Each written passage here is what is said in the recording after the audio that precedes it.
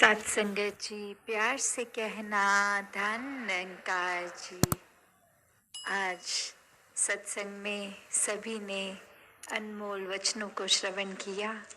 एक परमात्मा की बात सत्संग में भी यही श्रवण करने को मिली कि ये परमात्मा की पहचान करनी संभव है, इसी जन्म में जीते जी होगी। बस मन में जिज्ञासा और ये परमात्मा को हर समय फिर देखकर ब्रह्म ज्ञान द्वारा अपने जीवन को, जहाँ हर पल के लिए एक सुनहरा जीवन कहलाने वाला एक रास्ता वो पल पल जिया जा सकता है। और जीवन समाप्त होने के बाद भी जब जीते जी ही इस आत्मा को पता लग गया कि एक ठोर ठिकाना क्या है, एक कहाँ से उपजी है, कहाँ मिलना है, और वहीं फिर एक जीवन खत्म होने के बाद भी वो एक भटकन आत्मा की मिट जाती है। इस निराकार में ही लीन होना, इसी में मिलना, वो फिर अपनी यात्रा एक मुबारक जीवन करके ये आत्मा भी एक मुक्ति की हकदार हो जाती है। तो हर कोई भक्त हमेशा से यही समझाते आए हैं कि अपने जीवन को व्यर्थ ना गवाओ। जीवन में एक भक्ति कर लो, और भक्ति कोई उम्र की एक मोहताज नहीं, कोई एक उम्र नहीं होनी चाहिए। भक्ति तो किसी भी उम्र से शुरू की जा सकती है। जो बचपन से कर लें उनके लिए भी पूरी जिंदगी एक अच्छी बन जाती है। जो नौजवानी या बुजुर्गी की अवस्था में भी इस परमात्मा के ऊपर अपना ध्यान केंद्रित करते हैं, तो उनके लिए वहाँ से वो मुबारक जीवन शुरू हो जाता है।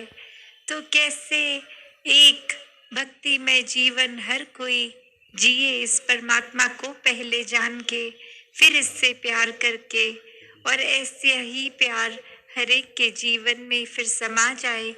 क्योंकि जब तक परमात्मा को देखा नहीं तब तक अनुमान ही है कि ये परमात्मा कैसा है। परमात्मा की फिर परिभाषा एक जो अपनी कल्पना है उससे करी हुई है, पर जब ये साक्षात देख लेते हैं तो पता चलता है ये हर जगह है, हर समय में एक जैसा ही मौजूद है, ये समय के बाद बदलता नहीं है। तो जैसे अक्सर वो पंक्ति भी सबने सुनी है, खुदा वो हरगिज खुदा नहीं है, जो उधर तो है पर इधर नहीं है। कि ये परमात्मा कोई जगह, समय या स्थान का मोहताज नहीं है।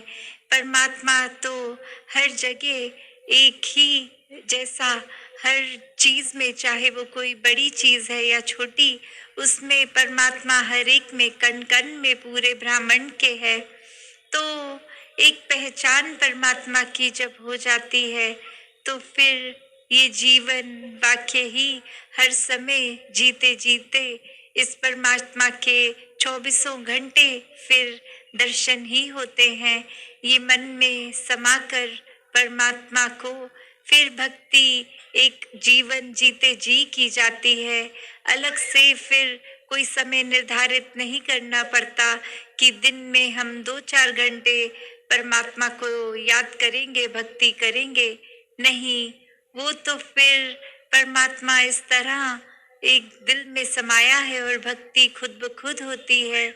जैसे एक दिल की धड़कन, चाहे हम कोई भी कार्य कर रहे हों, दिल पूरा समय धड़कता है, तो वैसे ही ये परमात्मा की याद मन से हर समय की बन जाती है। चाहे कार्य कोई भी कर रहे हो, ये दिल में परमात्मा जब बसा है तो सारे कार्य करते हुए भी हर समय साथ ही साथ ये भक्ति भी हो रही है। बस देर उसकी कि हम खुद जिज्ञासा मन में लाएं कि एक परमात्मा को जानना है, देखना है, और फिर ये हर जगह नजर है। ये ब्रह्म ज्ञान द्वारा एक निराकार के दर्शन हो जाते हैं। तो ऐसे ही एक अगर उदाहरण से बात समझें कि अक्सर हर किसी ने अपने घर में कभी ना कभी ये एक सीन एक्सपीरियंस किया है। ये एक दृश्य किसी के साथ होता ही है कि अक्सर स्वयं या का कोई और सदस्य अपने सर के ऊपर चश्मा लगा लेते हैं और फिर ढूंढने लग जाते हैं कि कहाँ रख दिया चश्मा, नजर नहीं आ रहा, भूल गए। और फिर परिवार का कोई दूसरा सदस्य ही देख के बताता है कि आप इतनी देर से चश्मा ढूंढ रहे हैं और चश्मा तो सर के ऊपर पहना है। तो बात वही कि वस्तु कहीं ढूंढत कहीं, कि एक चीज, एक परमात्मा को यहाँ, कि ये परमात्मा हर जगह है। फिर हमने एक एक अलग अलग अपने भावों से परमात्मा को किसी जगह पे एक कन्फाइड कर दिया है कि ये परमात्मा तो ऊपर आसमान में है, या परमात्मा यहाँ है वहाँ है। तो बात यही कि परमात्मा तो हर जगह है, सिर्फ कोई एक विशेष जगह में ये सम्मिलित नहीं, ये तो हर जगह है। तो बात वही कि जिस प्रकार इस उदाहरण में कि एक वो चश्मा भी एक सर के ऊपर ही था, एक इतने नजदीक ही था, फिर भी उसको जगह जगह ढूंढा जा रहा था। और बात वही कि इसी प्रकार जीवन में परमात्मा की प्राप्ति सबसे अहम काम इस मनुष्य जीवन का। फिर भी जीवन में मनुष्य ये पूरा समय एक दुनियावी सिलसिलों में ही गवा देता है, एक माया रूप ये दुनिया का इसी में उलझ जाता है। तो भक्तों का जीवन अन्य व्यक्तियों से अलग कैसे है?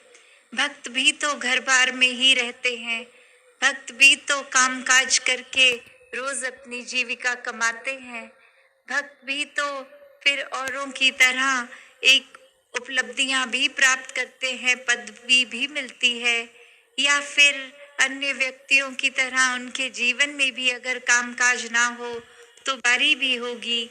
तो बात वही कि बाकी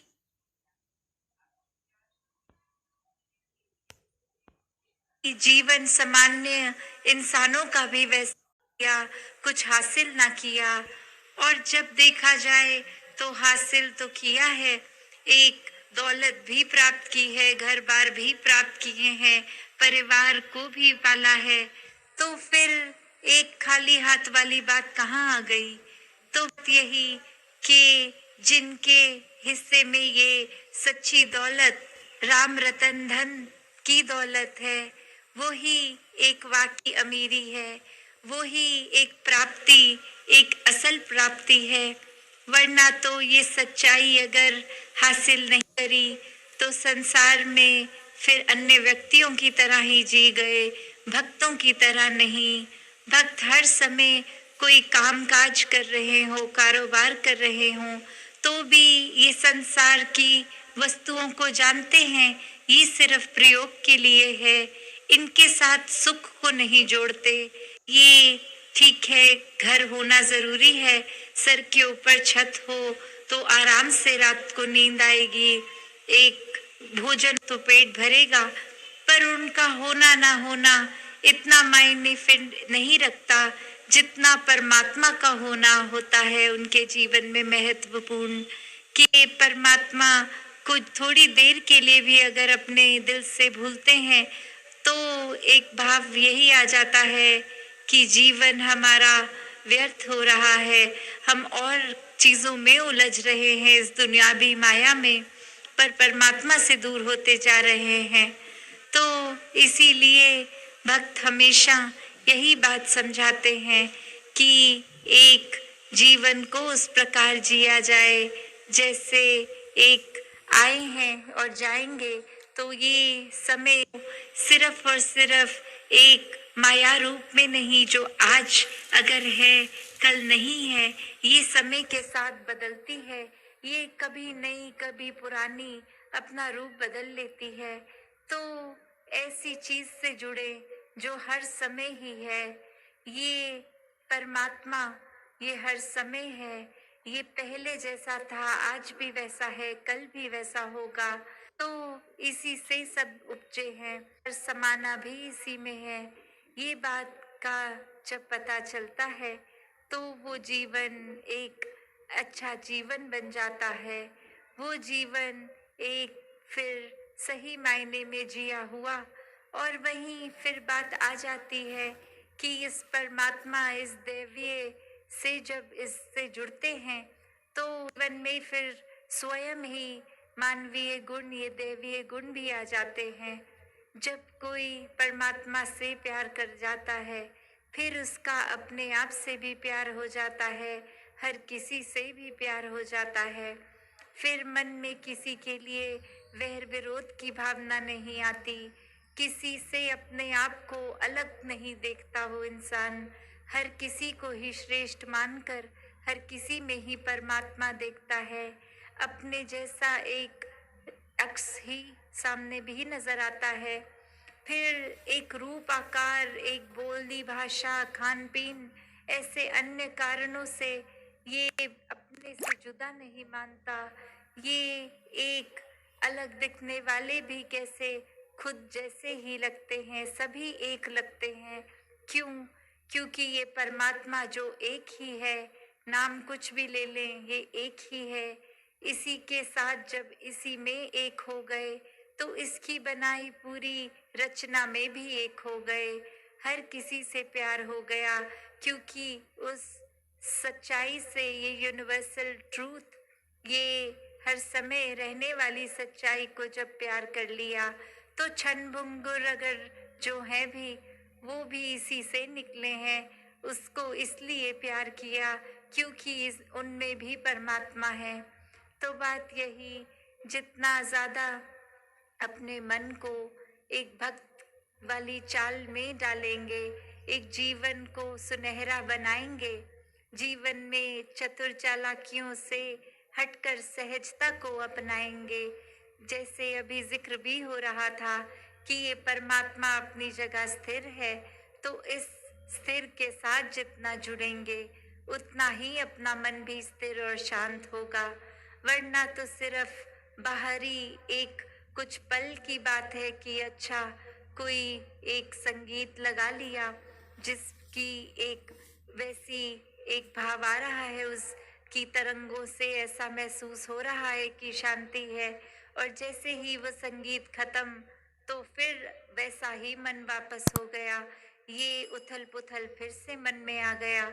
तो हर समय के लिए ये सुख चैन की प्राप्ति ये भक्तों को परमात्मा से ही मिलती है। परमात्मा को हर समय याद रखकर इस निरंकार में एक मिक होके इसमें घुल के ही मिलती है।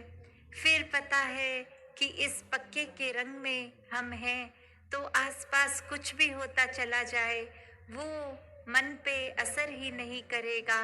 फिर वो चाहे पीड़ा हो चाहे आराम हो, ये भक्त तो दोनों ही स्थिति से ऊपर उठ गए, ये आनंद में जीते हैं क्योंकि परमात्मा से प्यार है।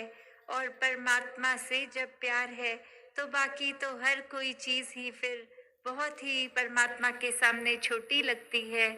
फिर वो हाथ से अगर कुछ करने का मन होता है तो यही कि अब परमात्मा से और ज़्यादा प्यार हो जाए, ये मन में इच्छा रह जाती है। तो जहाँ अपने कर्तव्यों को भी एक भक्त पूरा करता है, क्योंकि भक्ति तो एक गृहस्थ में ही रहकर होती है, इस समाज में रहकर समाज का भी कल्याण भक्त करते हैं। कोई अपने आप को औरों से तोड़ के नहीं कि एक किसी इंसान का और चेहरा नहीं देखेंगे, कहीं बिल्कुल ही एकांत में अकेले होके भक्ति करेंगे, नहीं। जो भक्त होते हैं उनको परमात्मा से प्यार है, इस निराकार से, तो हर पल उनके मन में पूरे समाज के कल्याण के, पूरे विश्व के कल्याण की सोच चलती है। और ऐसी ही सोच है जिसकी वजह से वो हर एक की पीड़ा को भी अपनी समझ के, हर एक की ये आत्मा की पीड़ा, इसमें जो बात है कि ये आत्मा इतने समय से अपने आप को इस झूठे शरीर को ही सच्चाई मान चुकी। सत्संगत जी, धन निरंकार जी।